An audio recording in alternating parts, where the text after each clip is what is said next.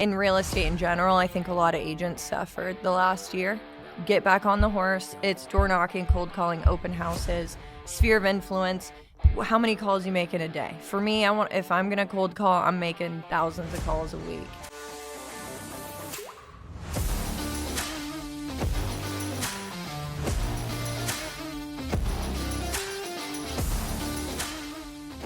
Welcome back to the CashFlow podcast, the podcast where we talk about turning properties into profits. I'm your host, Jason Yoss, and today I have my favorite guest here, Ashlee Chapman. What up, team? How we doing?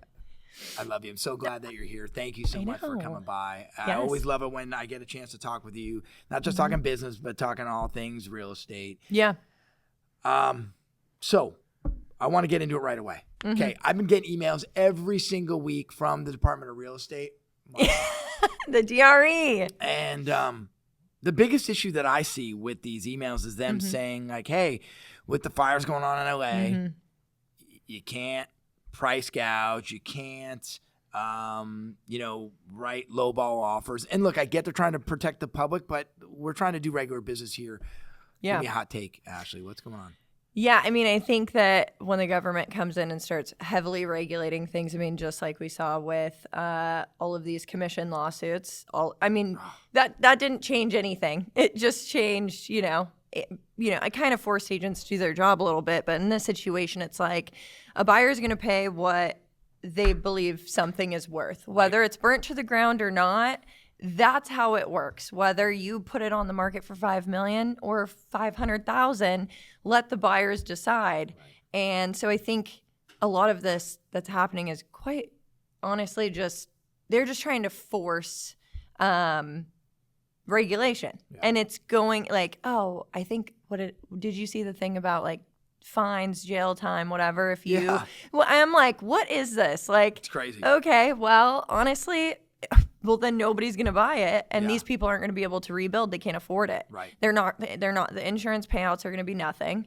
The cost to build is too high. Inflation has raised costs forever. Yep. This is a state of California problem, not a people problem and buyer and seller problem. This is, some of these people aren't going to want to rebuild. They're just going to want out. You brought up a good point there. Even if they're fully insured, like the cost of the structure that they're going to get money for to rebuild it is probably a lot more because of inflation, because of things that don't have anything to do with insurance. So, right, if you get an offer and you're a willing and capable seller, why wouldn't you want to take it? But now you have tons of buyers and their agents scared like, if we make that offer, am I going to get a call from the DRE? And by the way, the DRE sends out an email saying, we got our first conviction or we got our first person caught doing this stuff. And it's like, I get it.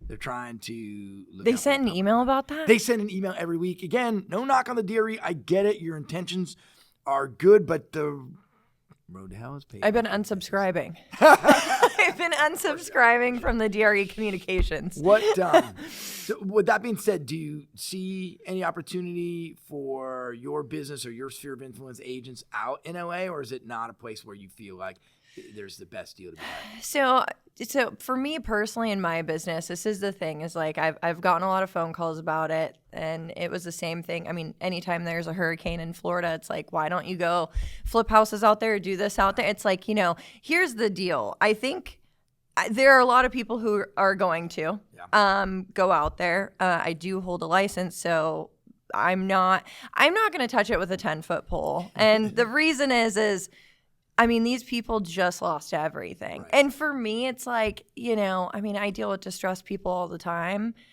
part of a house caught on fire, whatever it may be, but they're distressed in foreclosure, whatever it is. This is one of those things where I just have to look at it and say, you know what, there's just as many good deals out there. Yeah. And are there people that are going to make a lot of money off of this? I'm sure. But, the government coming in, the writing's on the wall. Like, there's deals everywhere. Just find one. There are deals everywhere. Exactly. There's deals everywhere. Where are you looking for your deals right now? Are we doing Colorado? Are we doing Northern California? Are we doing San Diego? Where are we looking for all deals? Of it. Yeah. Still doing all of it. And weirdly have a couple listings this year. Odd. I know it's like been 3 years since I've listed properties. I'm like, what is going on? What am I? Stretching your real estate agent. Yeah, I'm like, I know what to do, but gosh, man, I'm like, being an investor is so much easier. What are the pitfalls that you've seen at the end of 2024 now that we're in 2025? Is the game changing at all, or is it the same old blocking and tackling and Chapman just puts together her normal stuff? Nothing has changed for me. I think in real estate in general, I think a lot of agents suffered the last year. Sure. I'm talking to a lot of agents and some of my coaching students, past coaching students, who are just like, what do I need to do? And I'm like, it's the fundamentals. Yeah. Get back on the horse. Yeah. It's door knocking, cold calling, open houses, sphere of influence.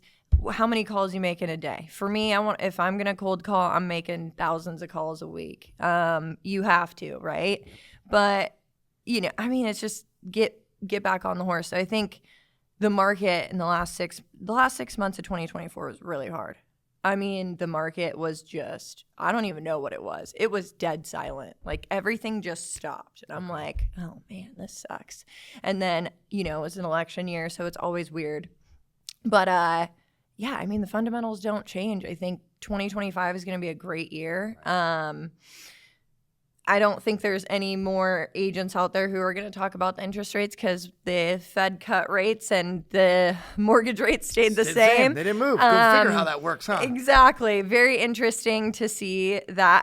I was saying the same thing, but in an educated aspect, it is going to drive rates down at some point, but it's still going to take a while. But historically speaking, we haven't seen rates high for too long. This is going to be our year 3. So I think 2026 will be a better year, but I think there's a lot of opportunity in 2025. The fact that Trumpy is in office, go Team Trumpy. I love him. I think that there's going to be better sentiment and there's going to be less volatility, at least for the next 2 years. So that's going to be good. Now, I want to take my crystal ball hat off and go back to what you said. Do the fundamentals. Be picking up the phone. Be looking for deals. Are you adding anything different in your approaches this year, not just with when you're going direct to seller, but when you're talking to agents, especially since they're hungry, they haven't eaten in a while? Yeah. Are you adding anything to the pitch? Are you using a different tactic? Or what are you doing to get these deals so you have properties to flip, to sell, to assign, to do whatever you want to do to take the market? Honestly, it's just back to the same old BS, which is cold calling. Yeah. That's my strong suit. Which is your bread and butter. I was just going to say. I'm really good direct to seller. Agents blow deals up for me, like in the most respect, but cold calling gets deals. I've talked to a couple of people lately who are like, cold calling is going to die. What? I'm like, I honestly don't think so. I see a massive return in the Tahoe area. What would it replace? If cold calling died and agents out there are saying, no, it's over, what would they do to get business? That's what I'm saying. I don't know. Honestly, a lot of agents are building really good businesses off of open houses. But if I had to sit in an open house for 3 hours, I would leave early. I would leave early. I don't want to be there. I like talking directly to the seller. A bunch of my business is referrals. So when I don't get the deal direct to seller, I'm referring it out and taking half the commission. Right. And so I'm valuable to agents who don't want to do it. And then outside of that, it's another stream of revenue for my business. So it's very positive. And I think what we're saying on the phones and what we've been taught for years and years, the old scripts, it's like, if you just go into it shooting the shit, you're going to get business from it. Yeah. And quite literally, everyone likes to talk on the phone. Yeah. Nobody wants to leave their house, and then they want me to show up there. And I'm like, okay, great. You need to go because I'm in Tahoe skiing. It's a powder day. I'm going to be skiing today.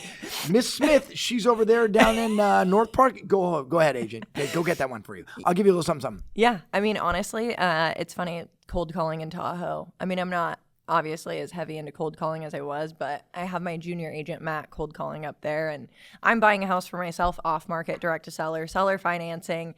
It was a deal. I was like, this is a deal. These people own their houses outright. Frick, I'm going to flip them on seller financing too. So I'm getting a way better deal. Right. The opportunity is insane up there. I think, there's it's small town. There's nobody cold calls, so that helps a lot. Here, it's like you're lining up with 20 people who are cold calling because they're new. You do see a lot of competition here on the cold call. Yeah. Really? I mean, that's Okay. why I left. I'm like, man, I have worked really hard. I don't want to keep competing. I'm done. I just want to do my deals and get out, right? Like, and it's not, competition is good and whatever else, but it's like, dude, it's this market, San Diego's market is the hardest to break into now. And, because I don't get deals from agents the majority of the time, I'm like, I'm seeing in San Diego investors telling sellers a lot of things that aren't reality and giving them offers due to the ADU stuff that I'm like, nobody can compete with this, but also where are you pulling this out of a hat? Right. Like, it just doesn't make sense. It's not that I'm losing deals. It's like the sellers get like seller fatigue dealing with these investors that are just like, there was a lot in Claremont. It was like a massive lot. And I remember the seller was like, yeah, I have a $2.4 million offer. And I was like, I want to see it. And so he showed it. And I was like, I don't know. First of all, I don't know who this investor is. Don't care to know. But this is going to fall through. Did it ever sell? No. Yeah. And the seller's like, well, now his expectation is set up here. Right. And that's just not. It's not reality. It's never going to be. And, I think, did you see the ADU stuff is like changing? So I was just going to bring up like the ADU for the last couple of years. It was build, complete communities, building zones, opportunities. Okay. And now all of a sudden the last 2 weeks, whoa, things have changed. I thought Gloria was behind us. We'll see. So talk to me about that. What are you seeing? Well, I've been telling people they're going to shut it off and everybody's going to be caught in a whirlwind of what just happened. And that's because, it was the same thing with condo conversions way back in the 90s. Like they did the same thing they're doing now with the ADUs. They're like, oh my gosh, we don't have the infrastructure like for city employees to handle this. Absolutely not. Absolutely not. It's a complete shit show. Yeah. So it's like, is it a great investment strategy? Well, yeah, now everyone and their sister is an investor. We've had so much money move into this market from like Texas, Florida. I'm like, where the frick are these investors coming from? Like, hedge fund money. And I'm like, this is insane just to build ADUs. Okay, great. To turn garages into junior studios that are 350 square feet. And so I want to just take it back to the beginning so that, listeners can understand. You used to be able to do your breakdown, sharpen your pencil when buying a flip or distressed property on remodeling or rehabbing the property. And then it was like, hey, I might be able to add one ADU on the property. And then it's over the last couple of years like, oh, I could build 11 units on a single family home lot. It's like, wait, what? Yeah. And now that might be changing. Honestly, I kind of hope it does. Because it'll kind of shake out the people who are actually doing this properly and the people who are just saying that they can do this because the zoning says so. Right. They're going to shut it off. It's gotten crazy. I was doing the ADU stuff back in like 2019, and so it's 2025, and the last couple of years I'm like, if you study what they did during the condo conversions, it's the same thing. They're just gonna done. We can't do this. We've built enough. Right. We're done. And just for everybody, condo conversions, you basically took a large apartment complex, you redid some of the utility structures, topped off an HOA, put in a couple like appropriate measures to upgrade it to a condo, and then boom, you sold off the units. Exactly. But people made so much money doing that. And that's what they brought that back almost in a similar fashion with the ADUs. They're saying, okay, you put an ADU on this lot, you could sell it as basically like a single family, and everyone's like, how is that going to work? Right? So all of this stuff that they've introduced hasn't been very black and white in terms of like the zoning. Okay, so now we're saying unlimited ADUs. What does that mean? Yeah. Oh, okay, so just submit it and see if you can get it approved. I mean, that's exactly what people are doing. So now we're like in this situation where the city is probably like, we have no guidelines. Yep. And this is getting out of control. Absolutely. And they did it with condo conversions too. And then they just like that, we're done. California pushes this overarching legislator that said, we want it to be easier to get more units. Right. And then the cities and the counties, they don't know what to do. So one cop is the other, Yeah. and then you have kind of a hodgepodge. Mm-hmm. And then, like you said, a bunch of investors or people who haven't done this every day flood the cities, permit department with all kinds of plans. And next thing you know, not only are those plans approved, but there's too many for them to even look at in a reasonable amount of time. Oh, yeah. And things are going to change. Well, and then you have, the insurance situation, which is costing investors significantly more on rental properties. So the investors that are building ADUs that plan to like refi these out of, fund money, whatever, wherever they're pulling cash from, it's going to be a problem because it's changing the numbers on deals. I mean, it's kind of like who knows what's going to happen. But I want to talk about that real quick because I have seen that in my own business. Okay, so managing properties, we require that every owner, whether it be an apartment or a duplex or a single family, they have insurance and they have that rental rider. Yeah. And they call and say, well, the rental rider, my insurance policy, which was $1,000 a year, is now like $1,500. And then like last year was like, it's not $1,500 anymore. It's $3,000 a year. Yeah. And then this year it's like, it's $5,000. Or, hey, I can't afford, I put an ADU or I've got a duplex, I can't afford $10,000 a year. So to your point, insurance is making your pencil numbers like, oh, well, I'm going to borrow this kind of money and I'm going to do this, I'm going to do that. Now insurance is crazy numbers. No, it's insane. You can't factor that extra $1,000 a month before it was like $100 a month. No, you can't. You can't. I mean, that's the other thing, like building units and stuff. I mean, those numbers they're astronomically high, and I mean, it's only going to get more expensive. It's not going to be cheaper. It's only no. I mean, everyone's like, "Oh, is the price of everything going to come down now that Trump's elected?" I'm like, think about it. After 2008, did the price come down? No. It just stayed the same. Yep. We just made more money. Yeah. Now that's not the case. Right. I mean, I can't imagine. It's like these, 350 square foot, 400 square foot studio, 2-car garage conversions are, those are renting for $3,000 a month. Like, what's the point? I get these all the time. Here's a new ADU, a home I just added an ADU. It's a 1-bedroom, 1-bath. Yeah. The apartment complex down the street is getting $2,500. I want to get $2,500. I'm like, you don't have a pool. You don't have this. You don't have that. Your front door is next to your neighbor's. So there's a lot of unrealistic expectations. And you're right. The numbers aren't. They're not going the same. But there's not any place to live here. Like San Diego is. There's a ton of people. And there's not a lot of housing. So inventory is low. So yeah, inventory is still incredibly low. What do you telling the people that you mentor, the people that you coach, besides the obvious, like pick up the phone, which I'm a huge believer. Yeah. What are you telling them to look for when they're trying to get deals? Are you telling them, hey, flip is still on the table? Are you telling them, hey, get whatever you can get? Like, is there 1 or 2 products? Talk to me what you're mentoring them on. Yeah, I mean, it's mostly just, I had a conversation the other day. One of my past coaching students, she just flipped a house, and we were talking about, what do I need to be doing to get more business? And it's like, well, I mean, flipping is difficult in San Diego because everyone's doing it now. I mean, I'm not saying that it's bad. I'm just, everyone's doing it now. Our margins are a lot thinner. So it's like, well, if I'm only going to make $100,000, I'd rather go buy something else somewhere else. And honestly, it's mostly like, if you're chasing the money, you're not going to get it. Yeah. So just because you have a deal and you're, it looks like you're going to make 100, 200, 300, whatever, that might not be the case. Sure. So, it's like, do you have other streams of income? For me, it's a lot of referrals. It's this, it's that. But I mean, go sit in a house for 30 days and do an open house every single day and come back to me, work with a couple buyers, change it up.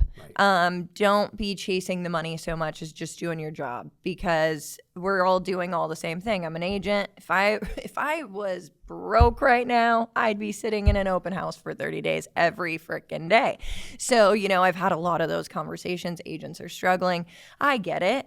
But if you're chasing the deal to flip, chances are it's going to ruin you. So you might as well just do the activity. And while you're flipping a house, you're still doing an open house and you're doing, you're making the calls and you're doing this. Pick something and just keep doing it consistently. And that's what I find most people get themselves into is they go chase the deal, they get the deal, and then they think they're going to make all this money, and then something goes sideways and they're new. And I'm like, yeah, well, been there, done that, never going back. So what were you doing while you were so wrapped up over here? Well, you weren't doing your job. So your job is to be a lead generator. Everyone in real estate is a lead generator, and they think they're like a networker or something. Well, yeah, okay, cool. Like, yeah, I want to network, but that's not going to bring me all the deals. So if instead of the one deal, you need to have 5, and if your pipeline's good, even if you have buyers, it's like, I refer them out, right? Because my time isn't better spent on that. But just, you got to stay consistent, and I think, consistency is I think a loose term because you have to be, it has to be true consistency where you're actually doing your best and you're at 100%, because if you're just being consistent saying, oh, well, I get up at the same time every day and I make my bed and I make my coffee and I go to the gym and I come home and super hollow. Like, well, are you trying?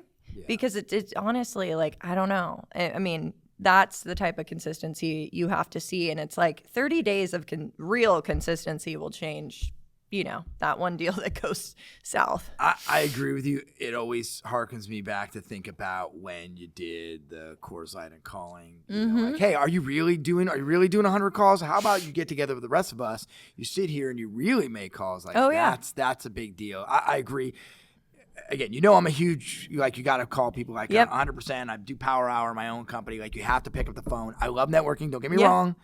If you're not picking up the phone, there's no more efficient way to get deals, get in front of the deals. And number 2, what you said earlier, and I got to pull it out because it's so important. People buy from people they like.